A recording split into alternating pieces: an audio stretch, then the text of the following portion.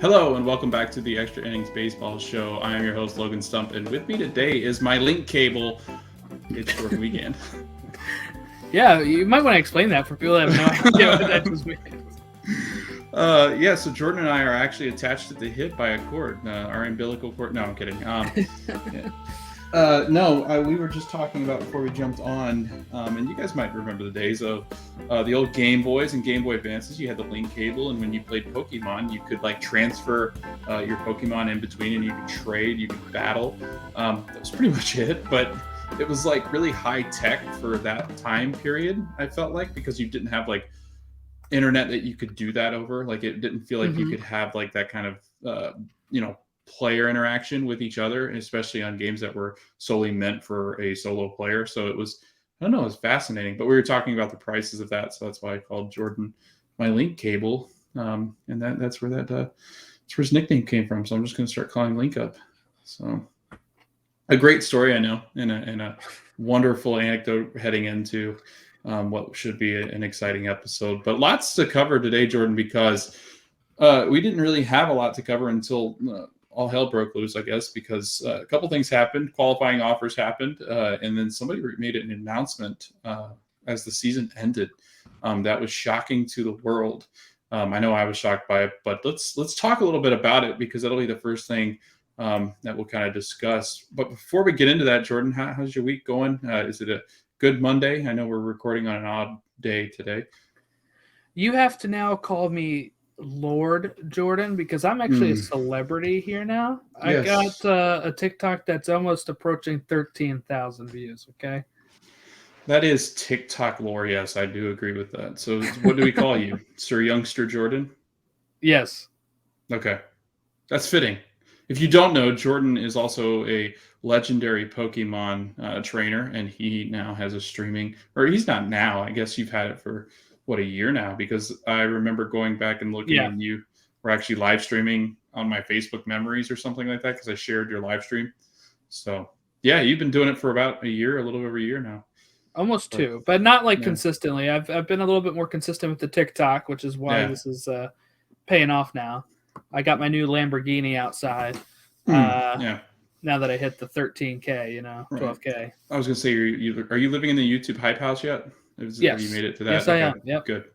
Dave Dobrik and all of them. I'm actually living in the TikTok attic, which is just my upstairs. That's awesome. So, how's your week? A good week. I was right. You were Braves right. in 6.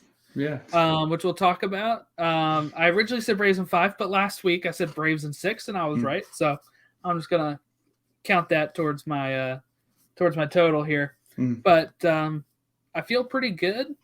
It's been it's only Monday, so I guess my week's been okay. It was a very busy day at work, but I'm ready to talk some baseball.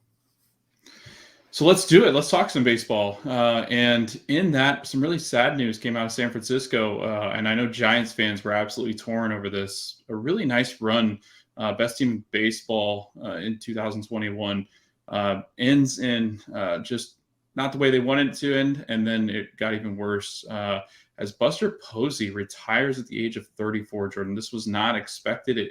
It came out, it's actually leaked out the day before he announces his retirement. I think it was on Wednesday.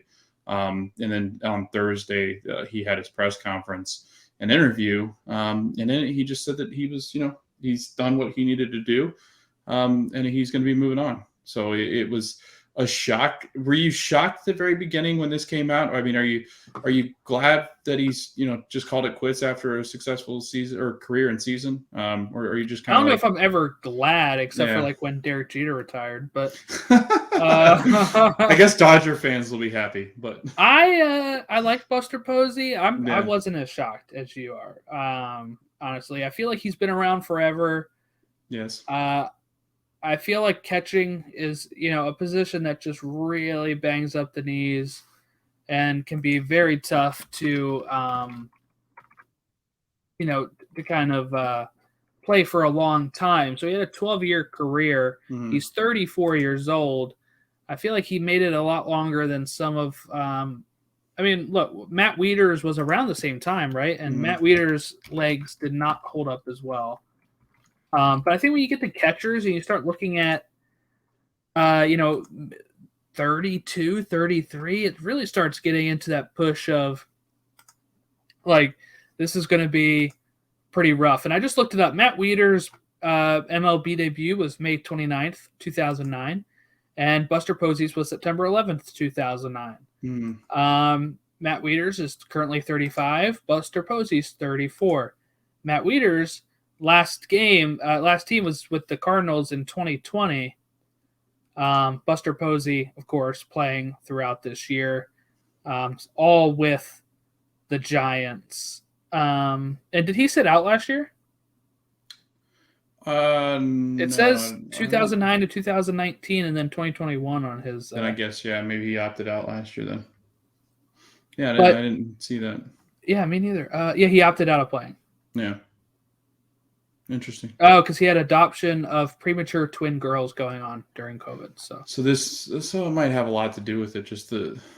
Once you have kids, it really does change things. And if they've got health issues, I could totally see this being. He's made buckets of money too. He's won World Series 3 times, 7 times All-Star, NL MVP, NL Rookie of the Year, a Golden Glove, 4 Silver Sluggers. The Hank Aaron Award, 2-time NL Comeback Player of the Year, an NL Batting Champion in 2012. He's won it all, and he's even won a gold medal in the World Baseball Classic 2017. So just an all-around great career for Buster Posey. Career 302 hitter, slugged 460, 158 home runs, 729 RBIs, 1,500 hits, ended on a even number. That's kind of crazy. Career 129 OPS plus, and then a 44.9 wins above replacement. If you go back to the Fangraphs version of WAR, though, as they've kind of changed it, and you can finagle it back to basically compare him to the players that are of his ilk and of his generation, and you can say that he's 57.6 WAR, which is Fangraphs version of WAR.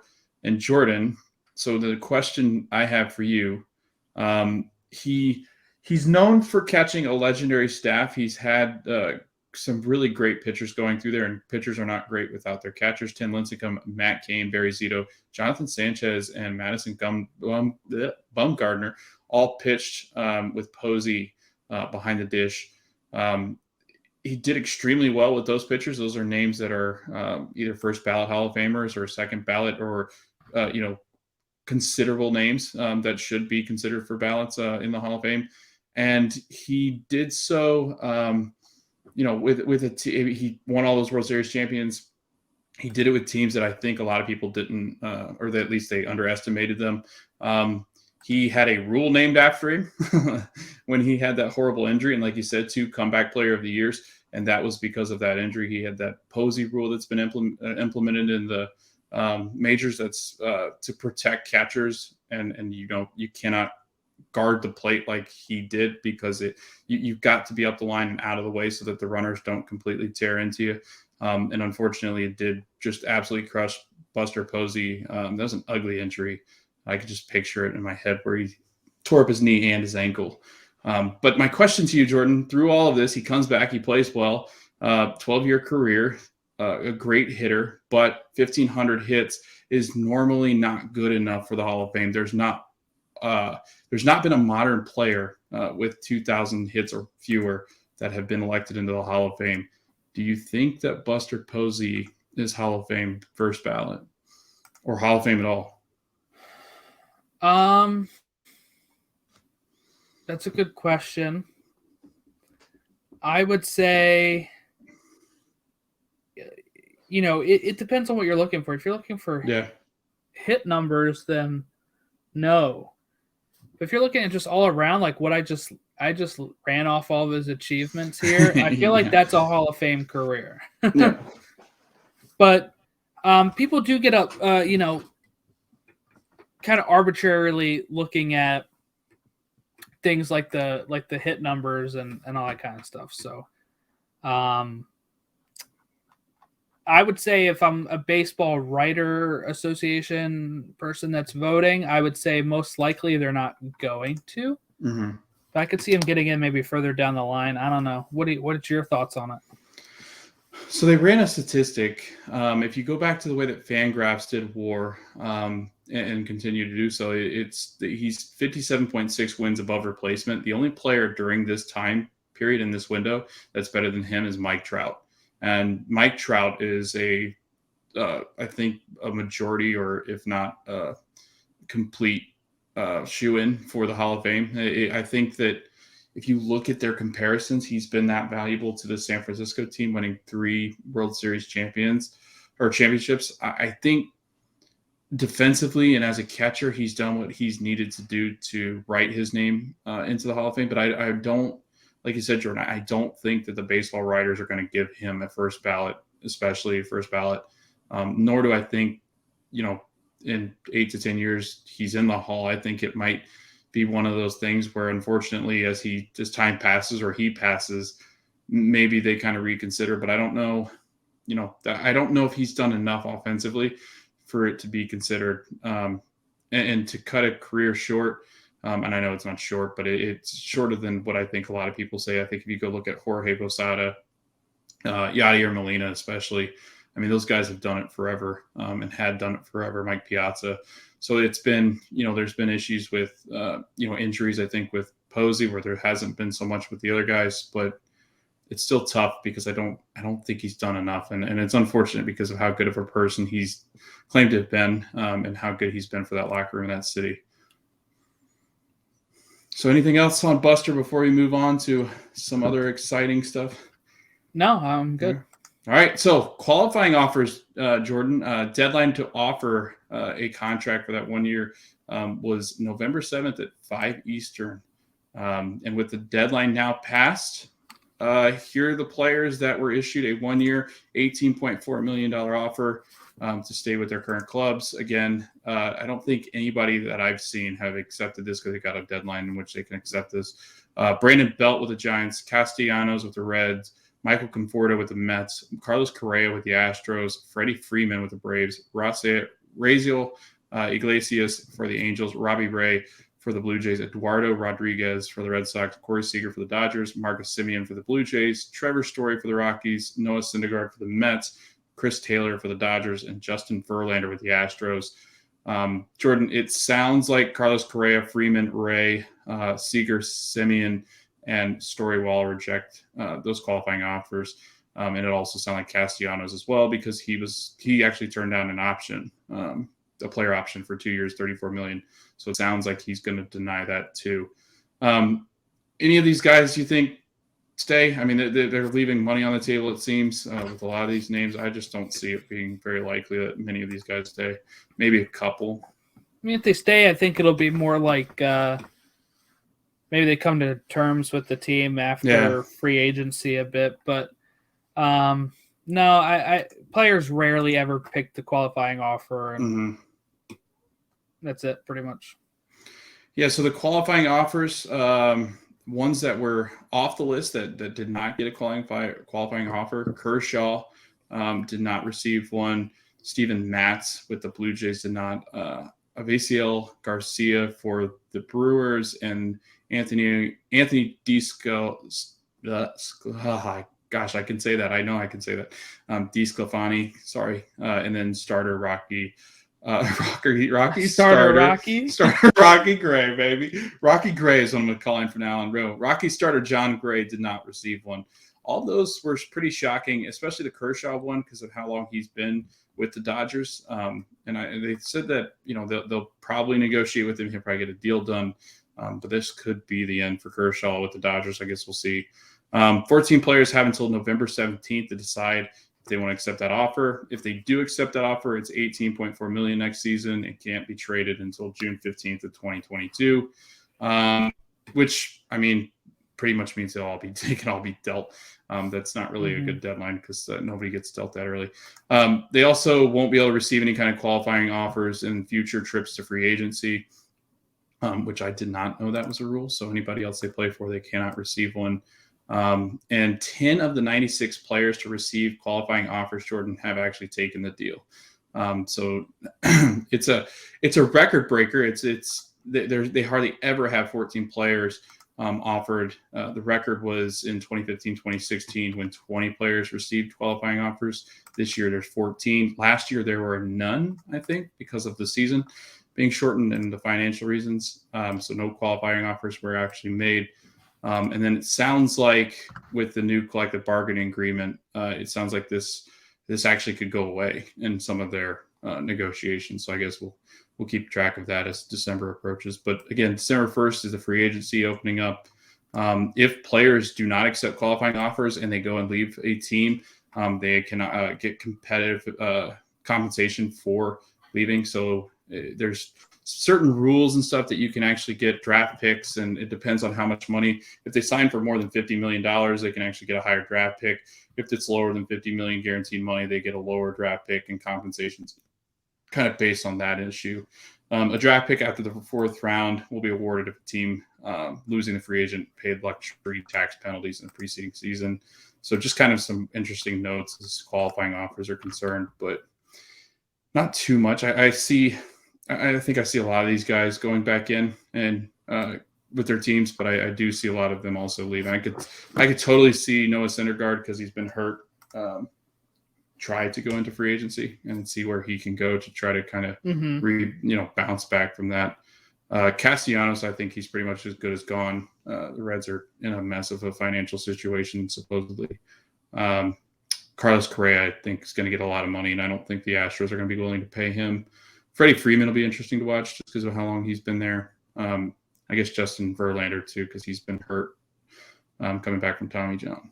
But anything on qualifying offers before we bounce over to another topic, and then we'll get into the last World Series game? No, none of these are that shocking because, like I said, not a lot of times they pick them. A lot of teams just extend them because they're going to try to get the draft pick. Maybe that's why they didn't offer Kershaw. If they think they're going to get a deal done, they're thinking that they might be able to get a better deal with him and not extend the offer. And then, they don't have to worry about the draft pick. Because I feel like if you're losing somebody, like the Orioles knew they were losing Nelson Cruz, and they extended the offer to him just so they knew that they'd get the draft pick when he signed somewhere else. So for it. It happens, So I could totally see. So when they don't, I feel like it's got to be like they know something, right? Yeah, that's what I think. Yeah, no, I think you're right. I think it's a good point. So those qualifying offers go into effect, and then if they're not accepted, November 17th, then head into free agency. And Jordan, the top 25 free agent list are out. This is the Athletics 25, and this is from Aaron Gleeman. It's probably one of the better lists that I found. So I'm just going to read off the names, and you can kind of just give your opinion on who the Orioles are going to sign if it's not all of them. Max Scherzer, number 1. Kevin Gausman, number 2, former Oriole. Number 3, Robbie Ray.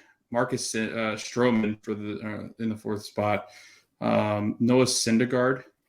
Could be very much. That's an Oriole signing. If I ever heard one, that I could totally see. A player that's coming off a bad injury, that they're like, we'll sign him for 1 year and a couple mil.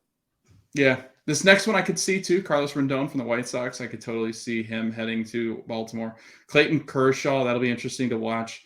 As I guarantee you, San Diego and San Francisco will be trying their hardest to get him. Eduardo Rodriguez of the Red Sox, Justin Verlander, who also got a qualifying offer out, John Gray as well, Anthony DeSclafani also has a qualifying offer out.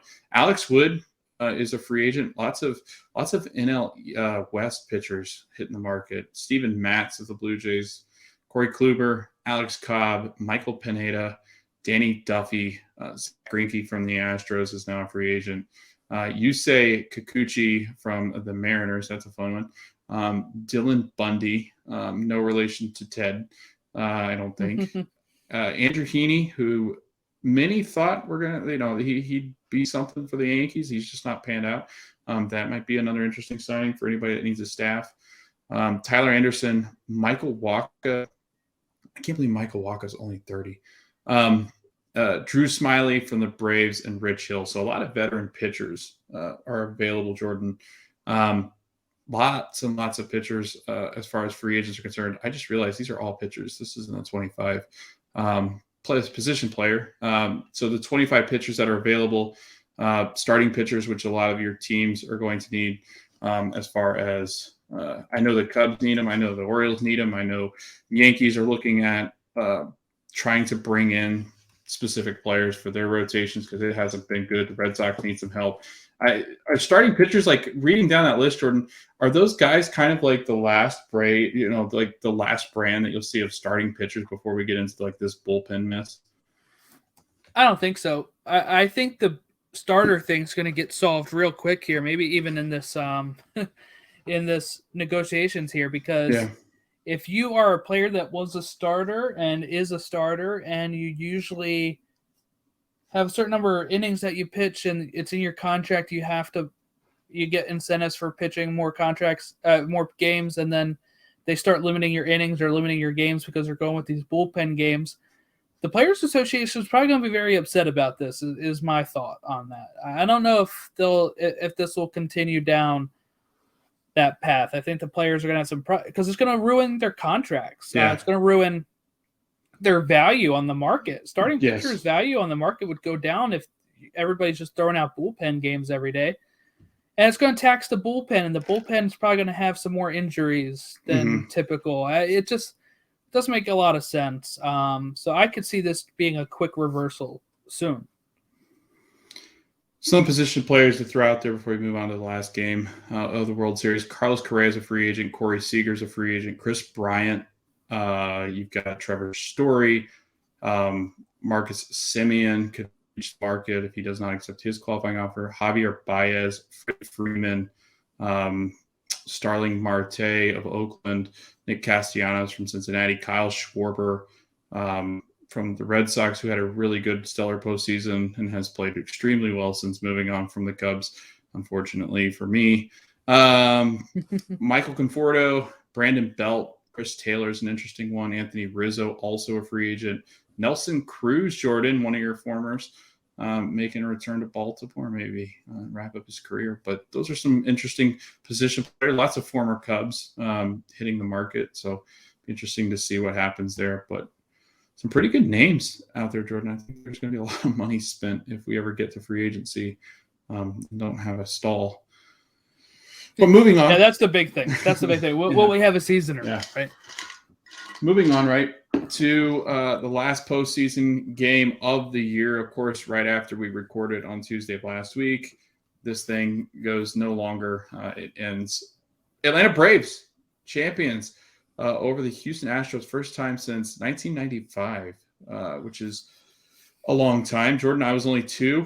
You were only, 3 or 4? 4? 4. Yeah, Jordan's the old guy of the podcast. But Jordan, the game wasn't close. It was not a good one. Just the way I liked it. Yeah, it was Braves domination. It was Jorge Soler domination.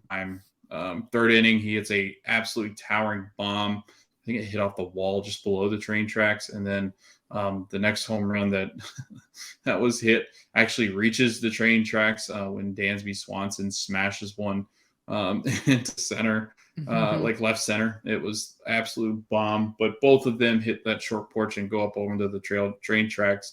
It was 5-0 quick in the 5th inning, and then they attack on another to make it 6, and that was pretty much it. Once it hit the 5th, and especially with the way that Max Fried had pitched, I felt like it was not going to be pretty.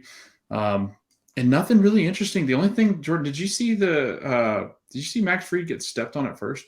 Yeah. Did you ever see this? Okay. So if anybody doesn't know the rule, because I saw people on Twitter freaking out, and I only know this rule because it actually happened to us in one game when I was in high school, where you don't actually have to touch first base if you continue going through the base. There's actually a rule in baseball that I think they just had added it when we were because actually you can step over the base, and as long as you just step over it and you're not going down the line, it's actually equivalent to stepping on the base. Now, if you are rounding the base and headed to second, if you miss first base, then you have to go back and touch it. It's a really weird rule because then I'm like, okay, so what happens if you flinch a little bit towards second? I mean, then the umpire really has to deem, did he try to flinch to go to second?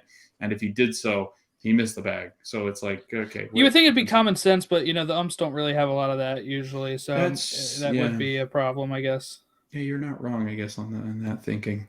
But Jordan, exciting, I guess, because I think everybody in the United States was pulling for the Braves unless you lived in Houston. Houston, and I think like the Denver area was rooting for the Astros. Not the Denver area, sorry, the Delaware area. Apparently there's a lot of Philly fans in Delaware area. That's interesting. Yeah, I can't imagine Philly fans or the NL East wanting anything, but it's like it would really have to tug at your heartstrings to try to root for Atlanta just because of how long they have owned that division, because they, for a long time, have owned that division. But Jorge Soler, World Series MVP, former Cub. Jorge hit 242. No, is that? Wait a minute. Is that from just? That might just be from the game. No, that doesn't make sense because then he hit 242 on the series, on base percentage of 342, OPS of 948. He had 3 RBIs in that last game, 1 hit. So he played extremely well as the DH in that series, and he doesn't play defense very well, so it's not shocking that he's playing as a DH. I could actually see him moving on to go somewhere else to play a DH role just because of how well he plays offensively, and he's not known for his defense. But that wraps it up. Braves, it's been 26 years, and they finally get their World Series trophy. They're headed back home. Did you see the parade, Jordan? Yeah. I think it was a parade. I don't actually know what you call it. That truck was going like 40 miles an hour. They canceled school in that county. I think it's called Duval County. They canceled school, and they had this huge parade. And I would say they go maybe 5 miles per hour down the parade route. And usually, no kidding, this thing was hauling butt. Even the trolley behind it was going fast with all of them in it. It was like a 40 mile per hour. I think the city told them, they need to be done within 30 minutes because that's what it felt like. What I liked about it too is a lot of people tweeting, that you can tell this city is not used to having parades with how fast they were going. It was unbelievable. Like I thought it was sped up. And I was like, no, everybody around. Yeah, that's what I showed it to my dad, and he was like, "Is that sped up?" And I said, "No, look, there's a guy right here jumping, and you can tell he's jumping at normal speed." I'm like, "That's just how fast the truck is going." And then during the parade, I don't know if you saw this one either. Tyler Matzik was walking with the parade. He was out on the street actually talking to people, and the cops thought he was a fan, and they go up and they almost detain him. Like they put his hands behind his back and were asking him who he was, and he had to identify who he was. And to be honest with you, I was looking at the players that were on the floats and stuff next to him, and it looked like they had no interest in trying to help him, as guys would. Like I totally would have let him just, I don't know who that guy is. Like I could totally see them giving a hard time. And most of those guys are drunk anyway, so it's a lot of fun. But it was cool to see. It was really cool to see Atlanta with all those storied teams over the last 26 years with Maddox, Smoltz, and Clavin, Chipper, and Andrew, Gary, and all those guys to really pull one out and perform extremely well. I mean, they really shocked a lot of people. Jordan, I would say they were probably the team that everybody thought would be the first ones bounced, but they ended up winning. It was quite shocking. And they won the AL East or NL East. They're not in the AL East. Won the NL East, and I think it's interesting just because there's not a lot of teams in the NL East, so they didn't play extremely well in the NL East, and I know they were like one of the last teams to be under 500 amongst the first place teams that finished in their division. So quite a finish for the Braves, and quite a finish to this year. Any exciting things you want to lead us out with, or in the show with, Jordan? Anything with the Orioles that you kind of want to reflect on as we end 2021 and head into 2022? Anything you're looking forward to next year? Yeah, a little disappointing here is the fact that Ryan Mountcastle is not even a finalist for the Rookie of the Year after winning the Outstanding Rookie of the Year for by the MLB Players Association. So obviously the players think Mountcastle is a much better player than the Baseball Writers Association, which, surprise, baseball writers don't know what they're doing most of the time anyway when it comes to ranking or putting in people in the Hall of Fame or anything. So yeah. I guess that was also announced too, the Golden Glove, now that you're talking about accolades. Golden Glove, Dallas Keuchel in the American League for pitchers, Sean Murphy for the Athletics, Yuli Gurriel at first base for the Astros, second base, Marcus Semien with the Blue Jays, shortstop, Carlos Correa with the Astros, third base, Matt Chapman with the Athletics, left field, Andrew Benintendi with the Royals. I didn't know he was with the Royals. Center field, Michael A. Taylor for the Royals, and then right field, Joey Gallo. National League, Max Fried for the world champion Atlanta Braves, Jacob Stallings for the Pirates. And then they gave the rest of the awards to the Cardinals, I think. I don't know if you saw this, Jordan. Yadier Molina actually did not win for the catcher, and people were really mad about it. But then I'm like, you can't really be that mad when listen to this next part of the list. Paul Goldschmidt, Cardinals, first base. Second base, Tommy Edman, Cardinals. Shortstop, Brandon Crawford for the Giants, Nolan Arenado for the Cardinals, Tyler O'Neill for the Cardinals, Harrison Bader for the Cardinals, and then Adam Duvall for the Braves. Jordan, I think the Cardinals were playing without a right fielder and a catcher all season because they didn't give them awards. No, and you know what? Here, I got the top three of the AL MVP and the NL MVP here. Ohtani, Vlad Jr., and Marcus Semien are the leaders for AL MVP, NL MVP finalists, Harper, Soto, and Tatis. So it's going to be one of those to win. It'll be interesting. I feel like Ohtani's got to win the AL. I don't know. I feel like he has to, but I don't know now. NL, who do you think? Tatis? I give it to Harper. Yeah. And I could see Soto, though, but here's the thing. If Soto gets it, even though their team sucked, why didn't Ryan Mountcastle even get a finalist spot, even though the Orioles suck? I feel like none of those teams in the NL MVP players there made the playoffs, so it'll be interesting to see how they go then. I think they go Harper, but I could see Soto. He almost pushed them into the playoffs. That's how good Harper was. Exactly. Yeah. Tatis, he pushed his way into the injured list and pushed his teammates too. So I don't really know. Yeah, I don't know. I think you could make a good case for Harper or Tatis. Either one, I think people would be pretty happy with. I don't know if you can give Soto because of how bad the Nats were.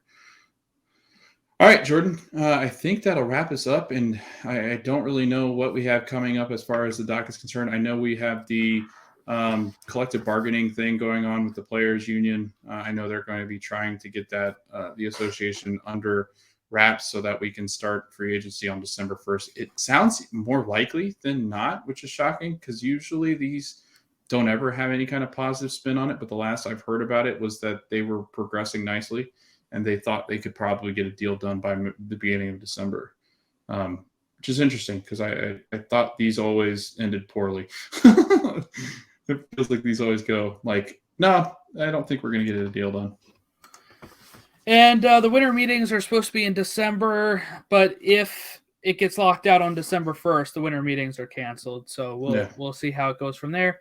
Otherwise, I think we could probably take a break. Maybe we can convene at some point to talk MVP and all that kind of stuff on, when that's all announced. But yeah, I think we might take a few weeks off and get ready for the season. Yeah, and they moved the MLS season up. Those that don't know, we do a Major League Soccer podcast, and that got moved up to February. So now our January and February are going to be very busy because those are the busiest times of year. Actually, when the seasons get going, I feel like it's not as much work. I feel like the preseason, having done preseasons now for MLS and stuff, it's a lot more work. So yeah, a lot going on over the next couple of weeks. We'll keep you updated on Twitter whether we're going to go on and record or whatever we might be doing. We'll definitely be keeping up with the news as far as the collective bargaining is concerned. But until then, I guess we're on hiatus, on vacation, and we'll go do a soccer podcast here and there. If you want to go follow us over there at Stateside Soccer Show, you can go do that, or Stoppage Time Soccer Show. We just got done recording this week's episode of that. I think it's Match League 11 or 12. It's going to be 12. And then MLS playoffs start soon, Jordan. So yeah, lots of postseason we've been talking about. And if you're not into sports, we're going to have there you go. We're going to have Logan on it at the end of December for the Book of Boba Fett recaps on our Star Wars podcast, The Pod Awakens. Matt, our friend Matt from Stoppage Time, is going to be on Hawkeye recaps on our Marvel podcast, To the Infinity Saga and Beyond. And bunch of fun stuff going on with those, and yeah. So if you want to follow us along here, Facebook Extra Innings Baseball Show, Twitter Extra Innings Show, and then Instagram Extra Innings Baseball Show.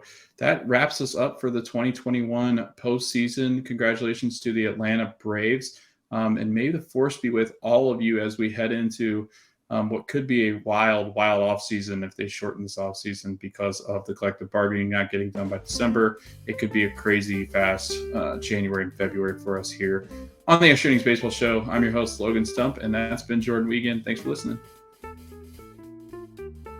The Extra Innings Baseball Show is hosted by Logan Stump, edited and produced by Jordan Wiegand. And we hope that everybody enjoys us talking some baseball in this MLB 2022 season that is upcoming. Thank you.